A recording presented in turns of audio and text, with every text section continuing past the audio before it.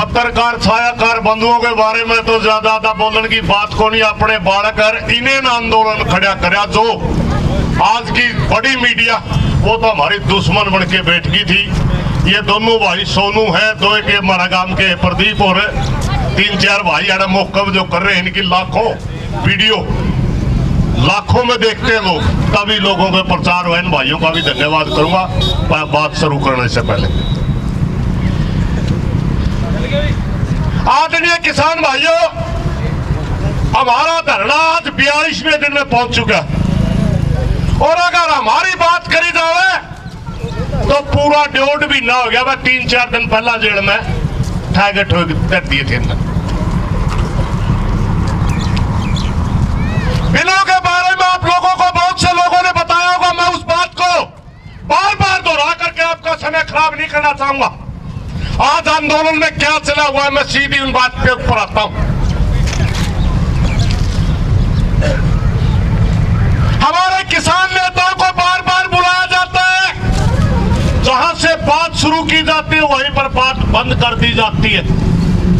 चाहे पहले दौर की बात थी, चाहे 8वें दौर की बात थी, अगर हम थोड़ा सा करड़ा रुख अपनाते तो हमारे खिलाफ माहौल पैदा करने की कोशिश की जाती है कि किसान अड़ियल रुख अपना रहे, सरकार तो मानने के लिए तैयार। भाइयों, मेरी ड्यूटी है कुंडली के ऊपर, क्योंकि कुंडली बॉर्डर वो बॉर्डर है जो सरिया पूरे के पूरे आंदोलन का केंद्र बिंदु है, जहां से उनकी स्टेज से पूरे आंदोलन के फैसले किए जाते हैं। और हमारा ज्यादातर संगठन टिकरी बॉर्डर पर बैठे हुए हैं, वहां पर मात्र 2 आदमी बैठे, गुरनाम चुडूनी और मैं। गुरनाम चुडूनी को बार बार मीटिंगों के लिए बाहर जाना पड़ता है, इसलिए हरियाणा प्रदेश की तरफ से सिंगू बॉर्डर के ऊपर मेरी परमानेंट ड्यूटी है। अचानक कोई भी बात बतलानी पड़ जाए, पंजाब के सारे लीडर उधर हैं। वहां के हालात के बारे में अगर मैं आपको बताऊं, जिस दिन 27 तारीख को रात को हमें जेल से रिहा किए गए, 28 तारीख को वहां गए, हमारे हरियाणा का इक्का दुक्का आदमी नजर आता था, पूरा पंजाब था। वह पंजाब के 28 संगठन है और वो बहुत चौड़ा रोड है। 8-5 ट्रेलियों की एक जगह लाइन है, 50 कम से कम लंगर चलते हैं और 15 किलोमीटर तक अलग ही शहर बचा हुआ, ट्रेलियों का अलग ही शहर बचा हुआ। वहां पंजाब से 5 साल के बच्चे से लेकर के 90 साल के बूढ़े से लेकर के माता बहनों से लेकर के हर उम्र का किसान मौजूद है और बड़े शांति प्रिय तरीके से सामाजिक आंदोलन लड़ रहे, मात्र सिर्फ किसान के लिए लड़ रहे। और उसके बावजूद इस बेशरम सरकार ने इतने हथकंडे अपनाने का हमारे खिलाफ अपनाए। जब पंजाब का किसान ज्यादा संख्या में था, उनको कहा गया खालिस्तानी आगे। जब हरियाणा का किसान उसमें शामिल हुआ, हमने जाकर के कहा कि हम हरियाणा से हैं। हमारे मुख्यमंत्री का बयान आता है कि हरियाणा का किसान नहीं है। हमने उनको बताया भाई हम तो हरियाणवी हैं। 5000 साल से 10,000 साल से पता नहीं कितने दिनों से हमारे बुजुर्ग यहाँ रहते हैं और आगे भी रहेंगे। हम हरियाणवी थे, हरियाणवी हैं और हरियाणवी रहेंगे। मुख्यमंत्री जी, आप 70 साल पहले कहाँ थे याद करिए। आज भी रोहतक बिडियानी के अंदर मनोहर लाल का नाम, मनोहर पाकिस्तानी, आप पाकिस्तानी, हम तो हरियाणवी थे। तब थोड़े से पीछे हटे, तब थोड़ी सी बातें ठीक सभ्य तरीके से करने लगे कि हरियाणा का किसान भी है, फिर हरियाणा पंजाब कहने लगे, फिर उत्तर प्रदेश आ गया उसको कहने लगे 2.5 स्टेट का आंदोलन है। आज पूरे भारतवर्ष का किसान इसके अंदर इन्वॉल्व है। आज जब पूरे देश का किसान आ गया तो कहने लगे तो वामपंथी। इतने बेशरम लोग हैं, किसान की अलग अलग परिभाषा करते हैं। कभी इनको खालिस्तानी कहते हैं, कभी इनको वामपंथी कहते हैं, कभी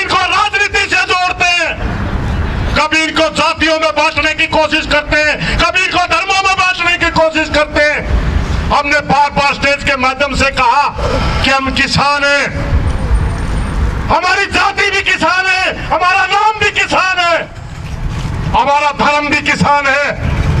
उसके बावजूद ये लोग बाज नहीं आ रहे। बड़ा दुर्भाग्य इस देश का, जो इस देश की फ्रंट लाइन मीडिया है, जिसका काम सरकार से सवाल पूछना होता है। अगर जैसे आज आंदोलन चला हुआ है, अगर मीडिया को कोई की जिसका जमीर जिंदा हो, उनका फर्ज बनता है कि भारत के प्रधानमंत्री से, भारत के गृह मंत्री से, भारत के कृषि मंत्री से सवाल पूछना कि मेरे देश का किसान सड़क पे क्यों बैठा है। और सवाल किससे करते हैं? अरे देखिए खालिस्तानी आगे। बड़ा शर्म आता है इनको सुनकर।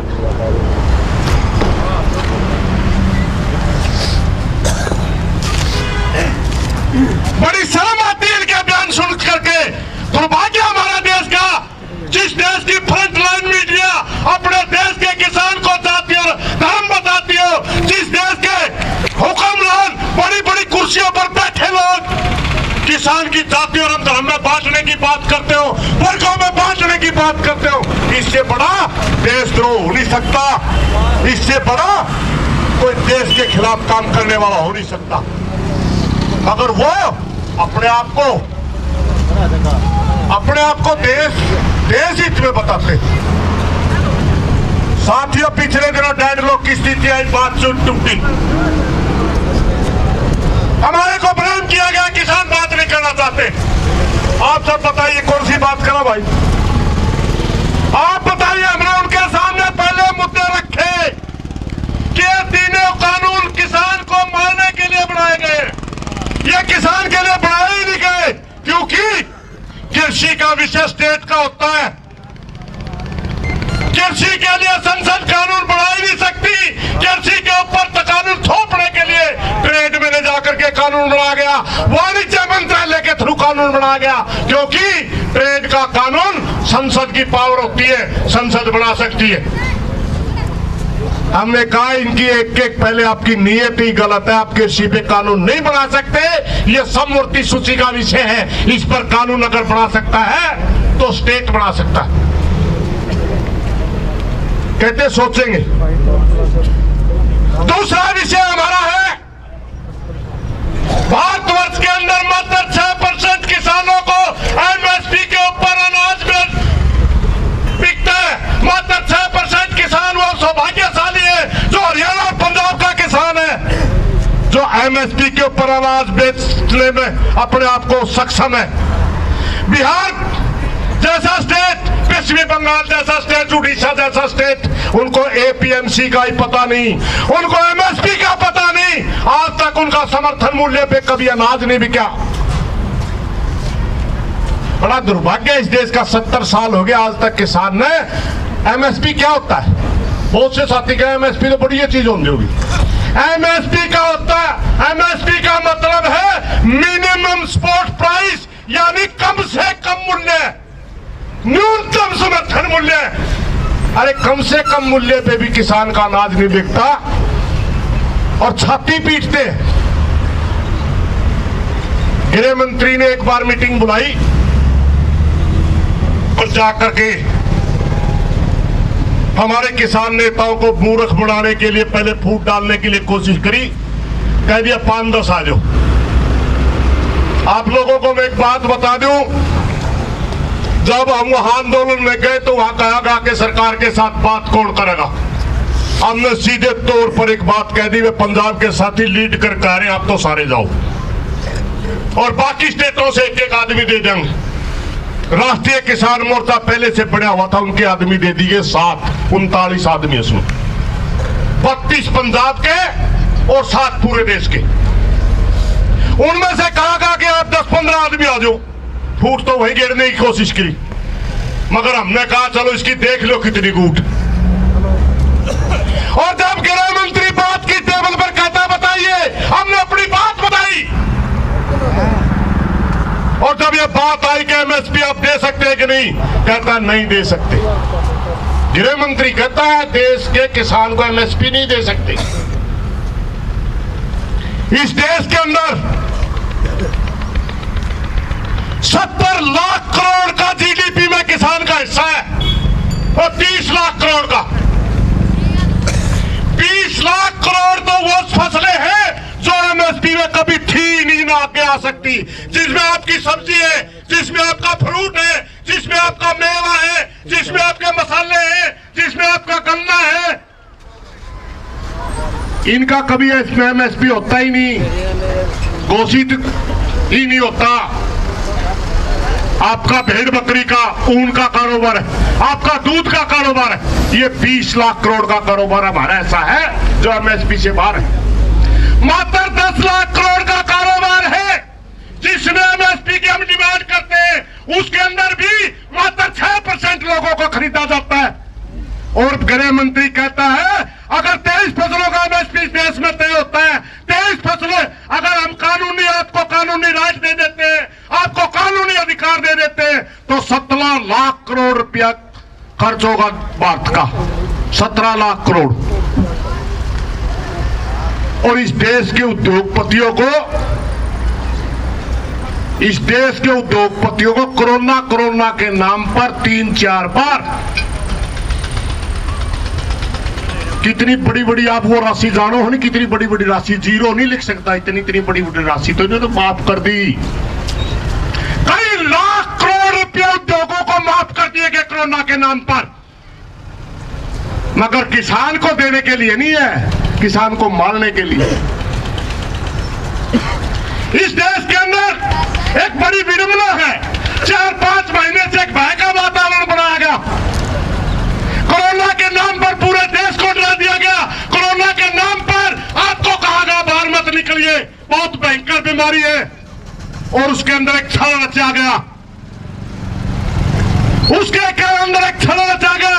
जो आप पब्लिक सेक्टर की आपकी कंपनियां थी, चाहे उसमें रेलवे थी, चाहे उसमें इंडियन ऑयल थी, चाहे उसमें आपकी एयर इंडिया थी, सारी कंपनियां बेच दी गई। प्रधानमंत्री जी का आपको एक भाषण सुना होगा, बड़ा याद रहा होगा वो मुहावरा, देश नहीं बिकने दूंगा। मैं बताऊं कि बेच दिया, आपकी रेल बेच दी, आपकी भेल बेच दी, जो लोहे की एक बहुत बड़ी कंपनी थी, आपकी सेल बेच दी, जो कोयले की एक बहुत बड़ी माइनिंग की कंपनी थी, आपके हवाई अड्डे बेच दिए, आपकी बंदरगाह बेच दी, आपकी विदेश नीति आज अमेरिका चलाता है, आपकी अर्थनीति आज वर्ल्ड बैंक चलाता है। अरे छोड़ा क्या बेशरम तने, आपने तो हमारा विचार ही बेच दिया। जिस गुजरात से आप आते हैं, उस गुजरात के 2 महापुरुषों का उदाहरण मैं देता हूं, याद तो कर लिए। गांधी जी ने कहा था मेरा भारत गांव में बसता है।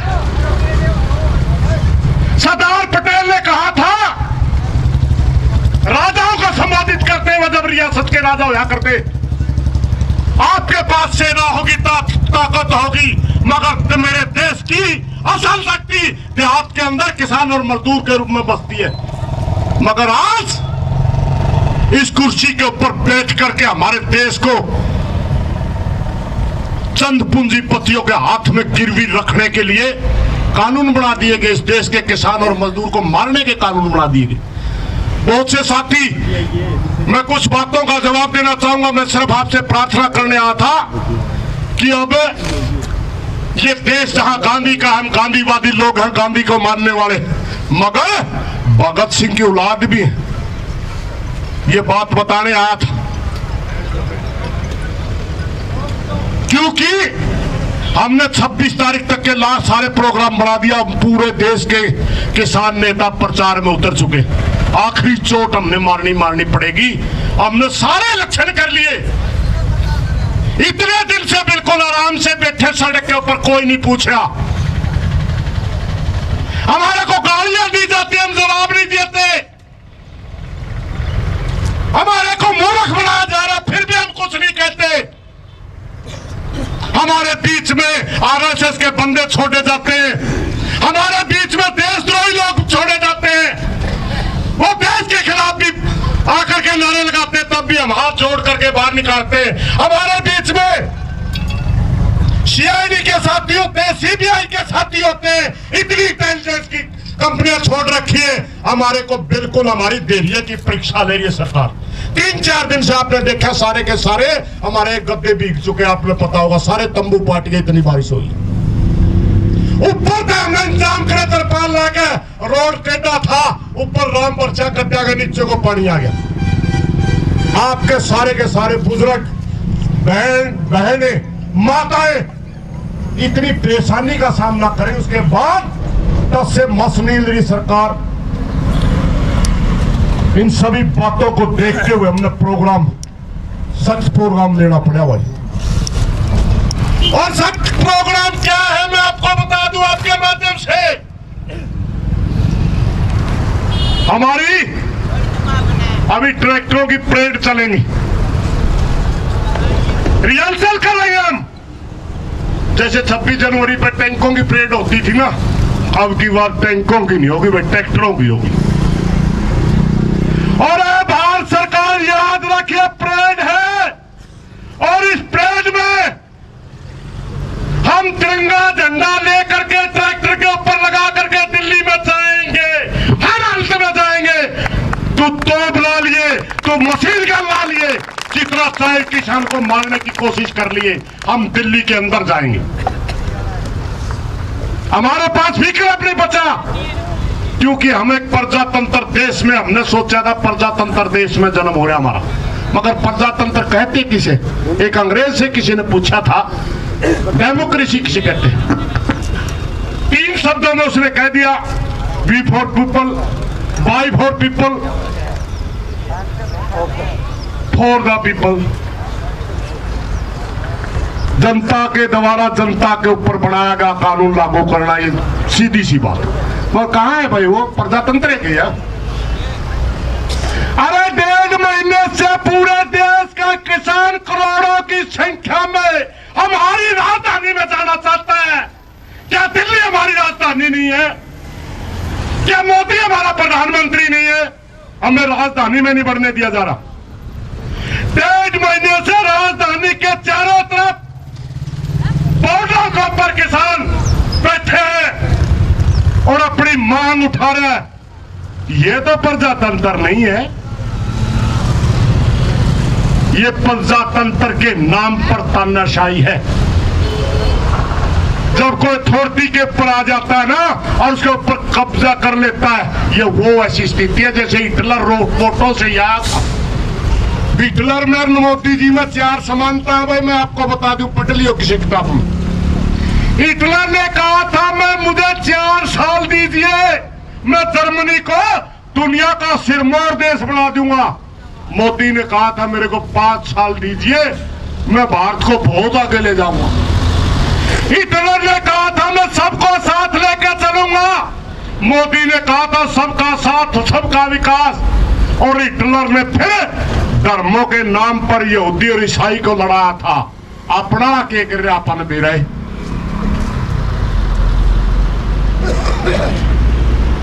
हिटलर ने पूरे देश को सपने दिखाए, मोदी ने सपने दिखाए, उसने झूठ बोली, इसने झूठ बोली। मुझे लगता है 4 चीज तो अपने आप अपना रहा, 5वीं परमात्मा अपना लेगा। हिटलर कुकर मरा था, वह मरना इसलिए भी नहीं हुए पड़ेगा, अपनी मौत नहीं मरा कर देता ना सकते। पूरे देश के किसान और मजदूर आज सड़क पर बैठा रो रहा। हमारे 60 से ज्यादा किसान शहीद हो गए, किसने कहा 60, मगर इसका कोई शर्म नहीं, किसी किस्म के भी शर्म नहीं लोगों का। और हमारे तो ऐसा बैठा है, हम जिस हल्कम बैठे हैं नहीं, इस हल्कम में आके बोलने जी नहीं करता भाई, सच्चाई है। 2 बड़े महापुरुषों का नाम बेच के खा गए, 2 बड़े महापुरुष जिनको हम देवताओं की तरफ पूजते हैं। चौधरी छोटू राम को हरियाणा और पंजाब का किसान छोटा राम बोला करता, छोटा राम यानी परमात्मा। और उनके नाम पर वोट लेकर के 3 पीढ़ी से एक भाई अड़े 3 पीढ़ी की राजनीति करने लग रहा है। और आज पूरे देश के किसान को मोदी मारने लग रहा है, उसी पार्टी से उसका लड़का सांसद बना बैठे। एक अक्षर भी नहीं एक अक्षर काटना हो, एक अक्षर। उल्टा आसी के अंदर ट्रैक्टर रैली निकालता है जाकर के कि ये बिल तो किसान के हित में। उखलाड़ा में मीटिंग करता है, परवाह में मीटिंग करता है। और दूसरे ना तम जानो एमएलए बना था तुमने, ताऊ देवीलाल का फोटो दिखा के वोट ले गया। देवीलाल कोई भगवान का बराबर का दर्जा था हमारे किसान। एक छोटी सी बात बताऊं, जब देवीलाल कांग्रेस से अलग हुआ, देवीलाल पे एक पत्रकार आज भी लिखित में वो बातें, हवा में बातें करना मेरी आदत नहीं है।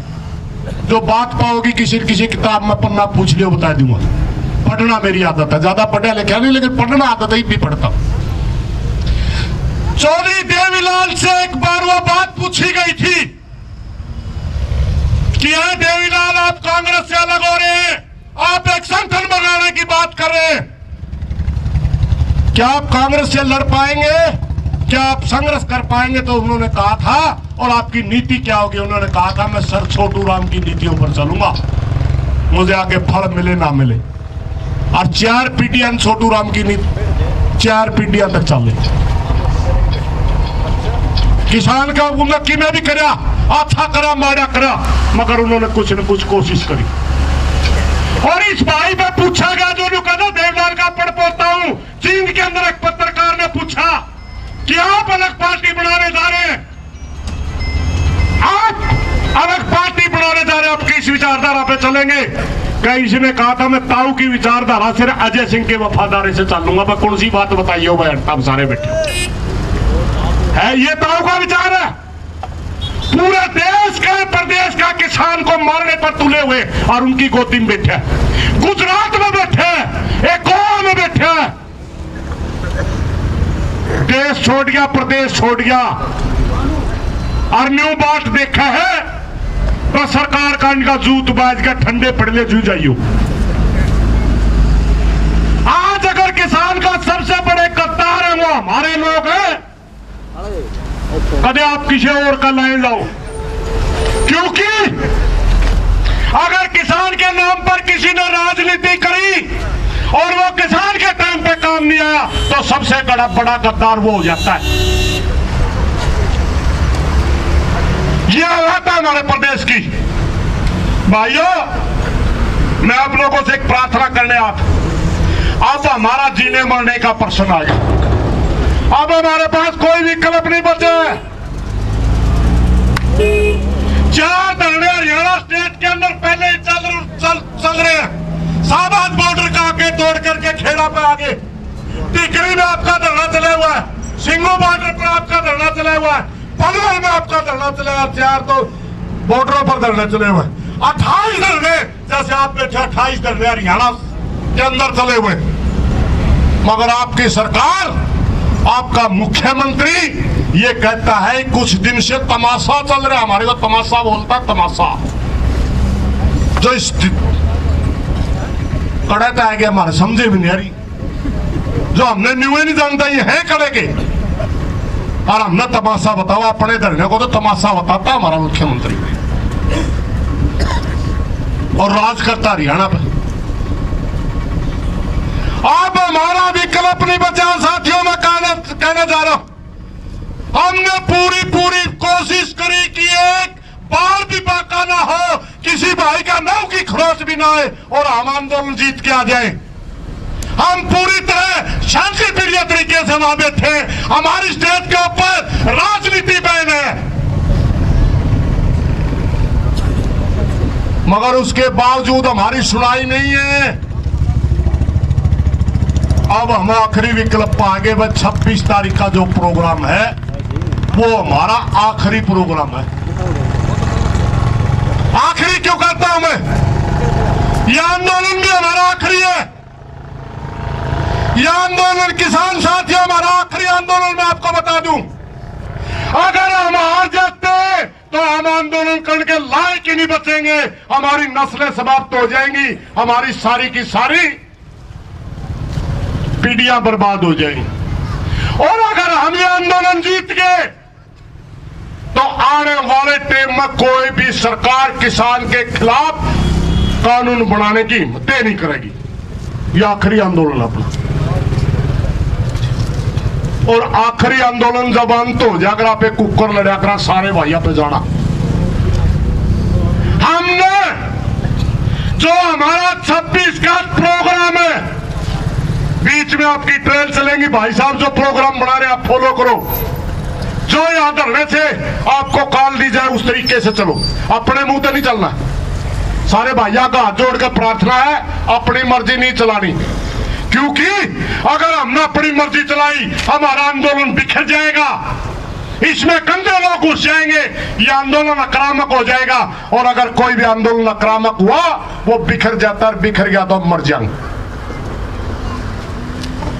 यहां के जो आपकी परेड की बना रखी है वो सारी इन भाइयों की माननी है।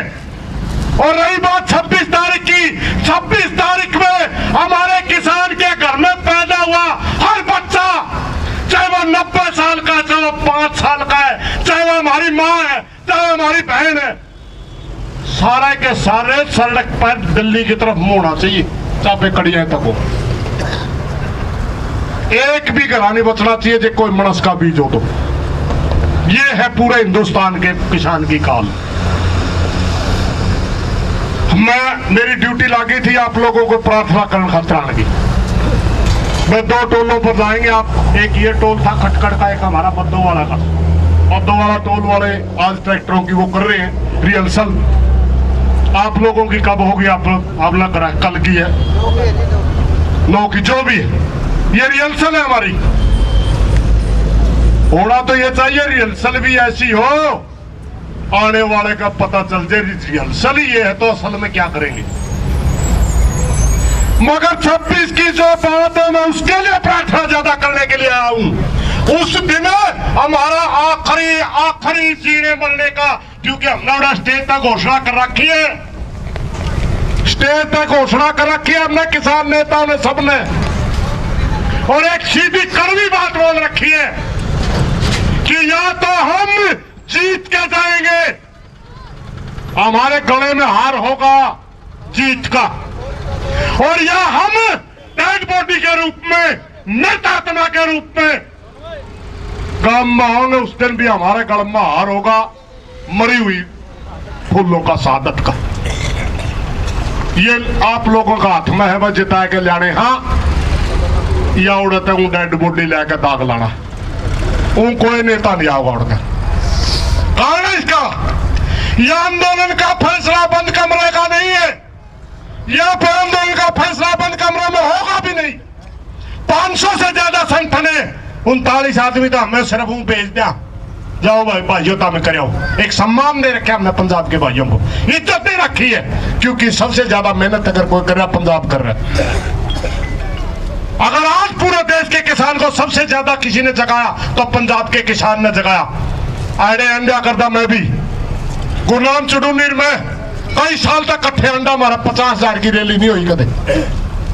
आज 2.5 करोड़ आदमी बैठे दिल्ली के चुगड़ पे, उनमें से हरियाणा की संख्या 12-14 लाख है। ये हमारे बस की बात नहीं थी भाई, परमात्मा की मर्जी है। यह आप सब किसान ने समझा कि हमारे को मारने के लिए चल रहे लोग, इसलिए ये चीजें हो रही। आपको एक और बहुत बड़ी बात बता दूं भाइयों, भारतवर्ष को आजाद हुए 70 साल हो चुके। जितने भी देश के अंदर प्रधानमंत्री है, चाहे नेहरू जी आए, इंदिरा जी आई, शास्त्री जी आए, चरण सिंह आया, देसाई आया, वीपी सिंह आया, चौधरी चरण सिंह आया, मनमोहन सिंह आया, सबने पब्लिक सेक्टर की कंपनी लगाई जिसको PSUs के नाम से जाना जाता है। 6 साल से मोदी इस कुर्सी के ऊपर है, एक भी पब्लिक सेक्टर की कंपनी नहीं लगाई, एक भी नहीं लगाई, बल्कि बेचने के लिए माहौल पैदा कर दिया जाता है। अगर कोई सरकारी कंपनी जो फायदे में चल रही है उसको बेचना है तो माहौल पैदा कर दिया जाता है, इसको पहले कर्जवान कीजिए। BSNL हमारा बर्बाद जब किया गया तो इस देश का प्रधानमंत्री जियो को प्रमोट कर रहा था, जियो की मशहूरी कर रहा था।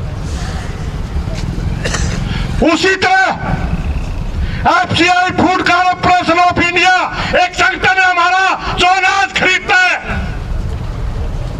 जो अनाज देश के अंदर खरीदा जाता है उसके गोदामों में लगाया जाता है, और जो पूरे देश का अनाज इकट्ठा करके जो पीडीएस सिस्टम के द्वारा गरीब भाइयों को दिया जाता है, वो भी एफसीआई का काम होता है। और ये एफसीआई जब अपने पूरे यूरोन पर देश को अनाज दे रही थी, उसको बर्बाद करने के लिए, अडानी को फायदा पहुंचाने के लिए, आल के नाम से एक कंपनी है, अडानी के गोदाम पूरे हिंदुस्तान में खुलवा दिए। AAL के नाम से कंपनी, बड़े बड़े आप में कूप जैसे देखे होंगे। एफसीआई को जब भारत सरकार ने बजट देना था, उस बजट को बंद करके आरबीआई से सीधा 3.5 लाख करोड़ का बजट, 3.5 लाख करोड़ पे लोन दिलवाया, और उस एफसीआई को एक एक पैसे के लिए मोहताज कर दिया गया, ताकि ये कहना शुरू कर दे कि एफसीआई बर्बाद हो चुकी है, इसको हमें बंद करना पड़ेगा। इसलिए इन्होंने आवश्यक वस्तु अधिनियम का जो कानून था उसको बदल दिया अडानी के लिए। ये माहौल पैदा करते, पब्लिक सेक्टर की कितनी कंपनियां बेच दी मैंने आपको पहले ही बताया। कई लाख कर्मचारी बेरोजगार कर दिए मात्र 2-3 उद्योगपतियों के लिए। ये बहुत बड़ा खेल है भाइयों, ये कई सालों से चले हुए हैं। पिछले 20-30 साल में जितने भी शासन पर आए, सारे के सारे इसमें शामिल रहे। हमारे देश के अंदर 12,000 खरब का खुदरा व्यापार है, जो छोटे दुकानदारों का व्यापार है, उसके ऊपर कब्जे की लड़ाई हुई है। इसमें बहुत ज्यादा कंपनियां हैं, इसमें वॉलमार्ट है, मोनसेंटो है, कारगिल है, अडानी की कंपनियां हैं, अंबानी की कंपनियां हैं। इस तरह की पूरी इंटरनेशनल कंपनियां मिलकर के इस देश के प्रधानमंत्री नहीं है, ये उनका दलाल बन बैठा है। इनका उनको फायदा पहुंचाने के लिए कानून बनाता है। बहुत घने साथियों तो बेरा को नहीं, 3-4 रिफॉर्म का नाम तो लाएगा। पहले लैंड रिफॉर्म के नाम से लाया गया, अब कृषि सुधार के नाम से ला रहे, आगे लेबर रिफॉर्म के नाम से लाएंगे। आपको देखना मजदूरों को कैसे मारते हैं लोग। इस देश का दुर्भाग्य है, जब किसान को मारना होता है उस कानून का नाम होता है कृषि सुधार, मजदूर को मारना होता है उस कानून का नाम होता है श्रम सुधार। इसलिए साथियों, मेरी प्रार्थना, हमने पहले तो जाति और धर्म में नहीं बंटना है। ये मुद्दा मात्र किसान का नहीं रहा, कदे किसी भाई का सको। जिन भाइयों ने 20 रुपए किलो गेहूं मिलाकर है नहीं, जो किसान का 1015 से खरीदेंगे उन्हें 100 रुपए किलो चून को नहीं मिलता, याद रखियो। ये जाति और धर्म में बंटने का मुद्दा नहीं है, ये वर्ग में बंटने का मुद्दा भी नहीं है। मैं कई दिन से स्टेज के माध्यम से एक बात बताने की कोशिश कर रहा हूं, आप नहीं बताऊंगा। पूरे हिंदुस्तान के अंदर लगभग 4-5 हजार संगठन काम करते हैं। कोई स्टूडेंट छात्रों में काम करता है, कोई कर्मचारियों में काम करता है, कोई किसानों में काम करता है, कोई मजदूरों में काम करता है। किसी की यूनियन छोटे दुकानदार की है, किसी की रेहड़ी फट्टे वाले की है, किसी की व्यापारियों की है। सारी की सारी यूनियन आपके समर्थन में सिंगू बॉर्डर के ऊपर आ चुकी है, आपके समर्थन में आ चुकी है। मात्र 2 संगठन बचे, जो दोनों उद्योगपतियों को, एक फिक्की एक एसोचैन, मात्र 2 संगठनों को छोड़ करके पूरे हिंदुस्तान की 99% जनता आपके साथ है। डरने की जरूरत नहीं है, हम ये आंदोलन हर हालत में जीतेंगे, हर हालत में जीतेंगे, और इस तानाशाह को झुका करके जीतेंगे, इसको मुल्क बना के जीतेंगे। चिंता करने की जरूरत नहीं है। मात्र आप लोगों से एक प्रार्थना करने के लिए आया था, एक हाथ जोड़ने के लिए आया था कि जितने प्रोग्राम अब परमात्मा ने भी खोल दिए, बादल बुदल आंदे जाते रहेंगे कुंदरवा। ये तो हमारे खट्टर भाई मामलोड़े बैठे थे नहीं, हमारे को पानी लानिया कुंदा, पानी लानिया कुंदा खाद तो पड़ोसी भी घेर दे, मगर कैप्टी चला के पानी लानिया नहीं था को परमात्मा ने सोचा भाई इनका कोर तो मैं दे दूं, ये लड़ाई लड़ लेंगे। या तो परमात्मा ने अपना कोर दे, ये चिंता करने की जरूरत नहीं। को रैली खात भाईचारा गेट देगा हमें उड़े बैठे अच्छे आप तो ये हाथ जोड़ कर प्रार्थना है अपने अपने गांव में प्रचार करके अपने धरने की संख्या बढ़ाओ और जो भी प्रोग्राम राष्ट्रीय किसान मोर्चा की तरफ से आएगा कमेटी के पास, आपकी कमेटी आपको बताएगी। पूरे प्रोग्रामों को फॉलो करते हुए इस आंदोलन को जीतने में अपना योगदान दे। इन्हीं बातों के साथ कोई गलत बात लगे उसके लिए माफी चाहूंगा। भाइयों 2 नारे जरूर लाइयो, मैं लाया करूं, सारे लाऊं, सबने मेरा अपने हाथ खड़े करके लाओगे नारे भी। किसान एकता जिंदाबाद,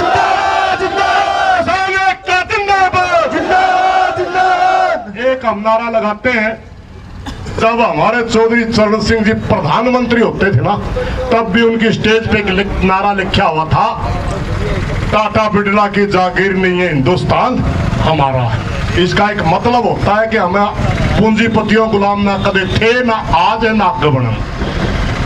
आज वो नारा का थोड़ा मीनिंग बदल गया। उस मौका टाटा बिरला कार दे, आज अडानी अंबानी आ गए उनकी जगह। मैं कहूंगा अडानी अंबानी की जागीर नहीं, आपने कहना ये हिंदुस्तान हमारा है और पूरी कड़ी मुट्ठी करके न्यू दिखाना अगला हमारा है। भाई हम मालिक है देश के, गुलाम नहीं है, नौकर नहीं है किसी के। तो दलाल हो सकता है पूंजीपतियों का, हम नहीं होंगे। अडानी अंबानी की जागीर नहीं, अडानी अंबानी की जागीर नहीं, हिंदुस्तान हमारा है। एक नारा पहले लड़े थे गोरों से, अब लड़ाएंगे चोरों से। होंगे चोर ये अकीजे भाई का सकरारा चोर को नहीं है। एक आधा भाई CID सिक्योरिटी वाला भाई के थोड़ा दर्द होता वो भेज रखे सरकार ने। ये को राजनीति का मुद्दा नहीं है भाई, ना जाति धर्म का मुद्दा है। फर्क उसका ही पड़ेगा। ये किसी ने नहीं, कोई कंपनी नहीं रहेगी, कोई सरकारी कर्मचारी नहीं रहेगा। आप आकर काले खाकड़ा जी बांटेंगे जो बोलो जी। अच्छा तो भाई किसान भी आगे। मैं कहूंगा पहले लड़े थे गोरों से, अब कहना अब लड़ेंगे चोरों से। पहले लड़े थे गोरों से, अब लड़ेंगे चोरों से। पहले लड़े थे गोरों से, अब लड़ेंगे चोरों से।